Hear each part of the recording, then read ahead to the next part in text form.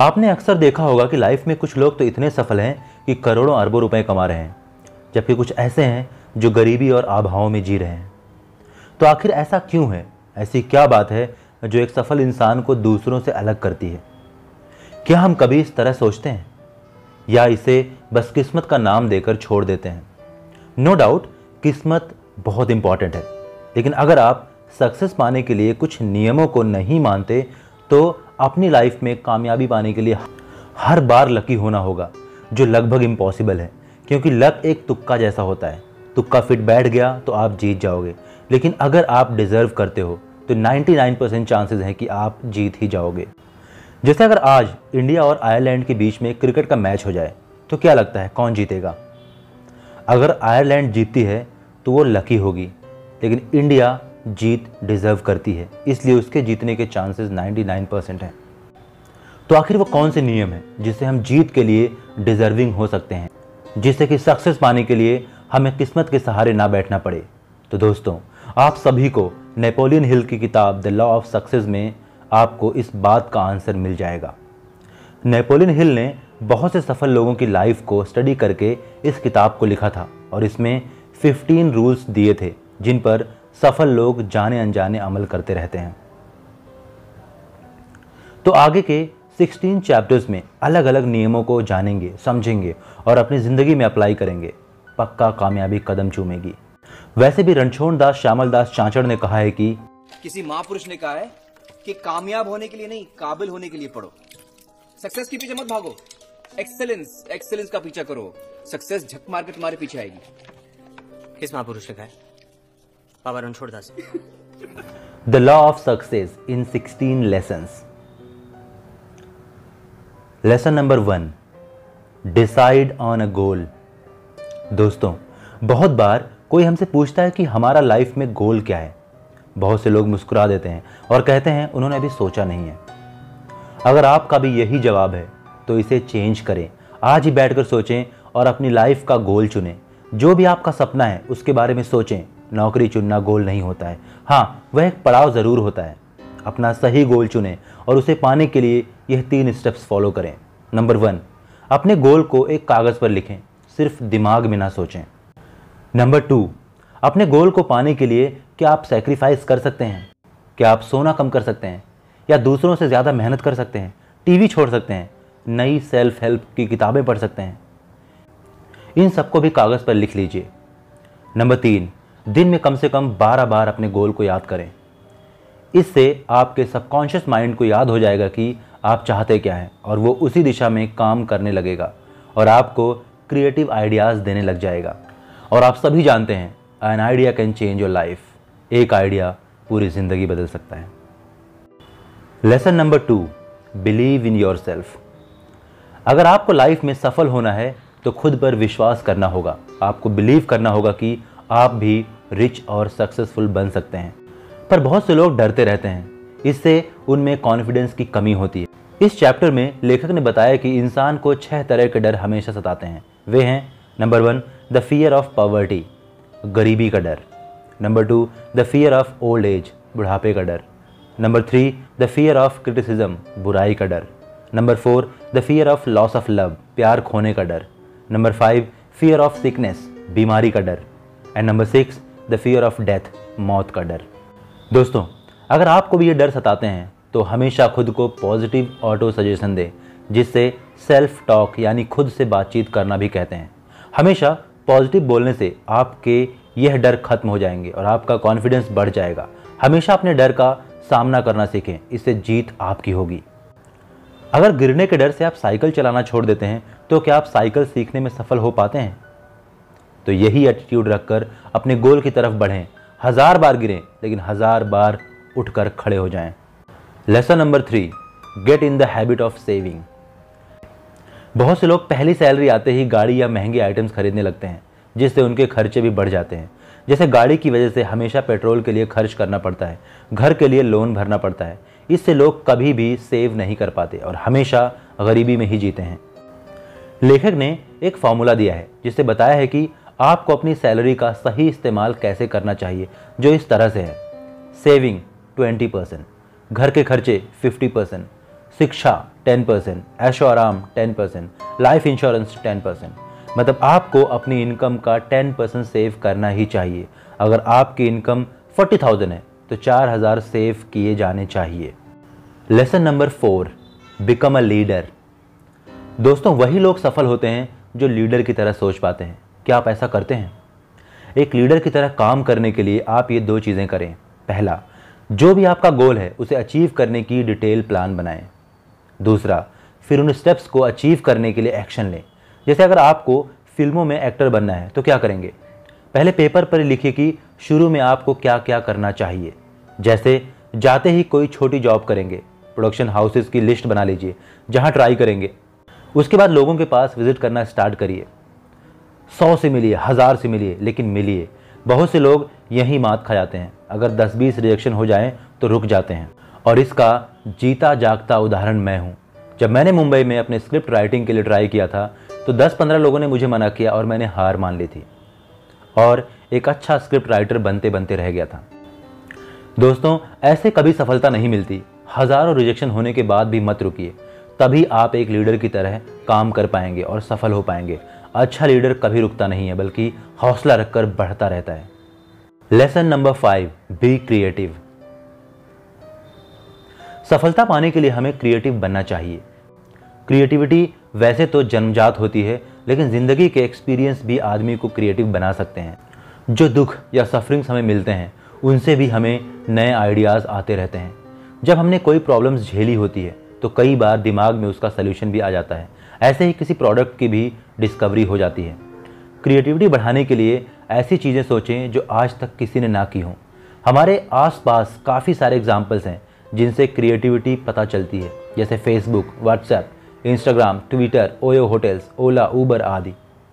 तो आप भी अपनी क्रिएटिविटी बढ़ाएं, लेकिन जिस तरह तानसेन बनने के लिए पहले कानसेन बनना पड़ता है, वैसे आप जितना हो सकता है अच्छी किताबें पढ़ें। Lesson number 6, be enthusiastic. कोई भी काम हो उसे जोश के साथ करें। बहुत से लोग काम का नाम सुनते ही चेहरा लटका लेते हैं। जब आप अपने काम में रुचि ही नहीं रखेंगे तो पूरा कैसे होगा? इसके लिए काम को स्टेप्स में बांट लें, बीच में ब्रेक लेते रहें, काम को मज़ेदार बनाएं और हमेशा बोलें I love my job. Lesson number 7, develop self control. आत्म संयम सीखें। जोश से आपका काम फास्ट होता है, लेकिन सेल्फ कंट्रोल से उसे सही डायरेक्शन मिलती है। जैसे सुबह जल्दी उठें, कहीं भी जाना हो टाइम से पहुँचें, काम को अधूरा ना छोड़ें, टाल मटोल ना करें, बंक ना मारें, गॉसिप ना करें, फालतू का टीवी ना देखें, सोशल मीडिया से ना चिपके रहें आदि। ये सब ऐसे काम हैं जिन्हें करने या ना करने के लिए आपको सेल्फ कंट्रोल रखना होगा, तभी सफलता मिलेगी। अगर कोई लेखक सारा दिन टीवी देखता रहे तो क्या कभी नॉवेल लिख पाएगा?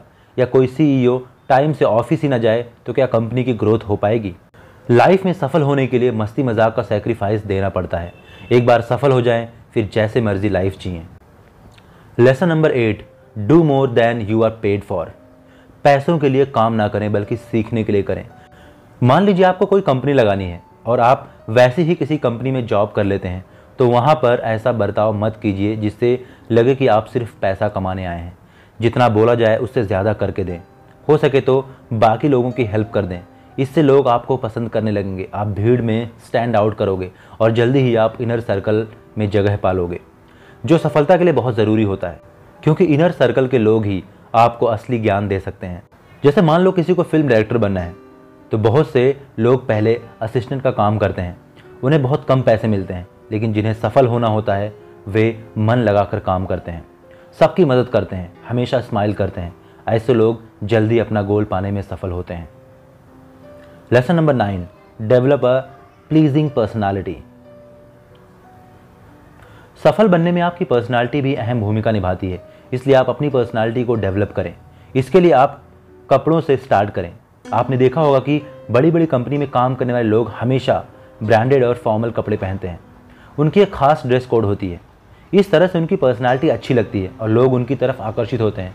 ये ज़रूरी नहीं कि आप बहुत महंगे कपड़े पहने, लेकिन 20 घटिया शर्ट लेने से अच्छा है क्वालिटी की 4 शर्ट ले लें। इस तरह खुद को साफ रखें, बॉडी ऑर्डर का ध्यान रखें। खुद को ग्रूम करने का कॉस्मेटिक आदि का सामान भी खरीद सकते हैं, लेकिन दोस्तों एक्सटर्नल अपीयरेंस से ज़्यादा इंटरनल ब्यूटी मायने रखती है।